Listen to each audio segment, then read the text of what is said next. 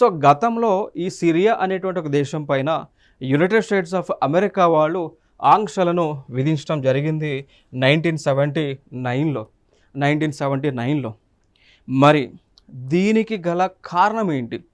Syria పైన ఆంక్షలను విధించడానికి గల కారణాలు ఏంటి అంటే, ఇక్కడ 1979లో సిరియా ఉగ్రవాదులను తయారు చేస్తూ అంటే ఉగ్రవాదాన్ని పెంచి పోషిస్తున్నారు కాబట్టి అందుకు అంటే రిటలేషన్లో భాగంగా ఇక్కడ యునైటెడ్ స్టేట్స్ ఆఫ్ అమెరికా వారు సిరియా పైన ఆంక్షలను విధించడం జరిగింది అండి.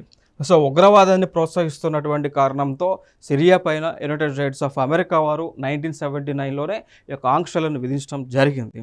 సో ఆంక్షలను విధించడంలో భాగంగా ఇక్కడ ఏం చేశారు అంటే ఎసెట్ ఫ్రీజింగ్ అండి. సో అంటే లైక్ ఆస్తులను సంబంధించి ఫ్రీజ్ చేయడం జరిగింది.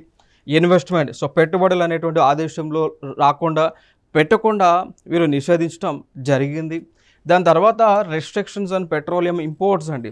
సో లైక్ పెట్రోలియం ఇంపోర్ట్స్ని జరగకుండా, పెట్రోలియం యొక్క దిగుమతులు జరగకుండా వారు నిషేధాన్ని విధించడం జరిగింది. సో ఇటీవల ఇప్పుడు అమెరికాకి, యునైటెడ్ స్టేట్స్ ఆఫ్ అమెరికాకి డొనాల్డ్ ట్రంప్ ప్రెసిడెంట్ అయినటువంటి సందర్భాన వీరు తీసుకున్నటువంటి డెసిషన్స్ ఏంటి అంటే, గతంలో ఏదైతే సిరియా పైన ఆంక్షలను విధించారో అవి మొత్తాన్ని కూడా తొలగిస్తూ ఉన్నారు.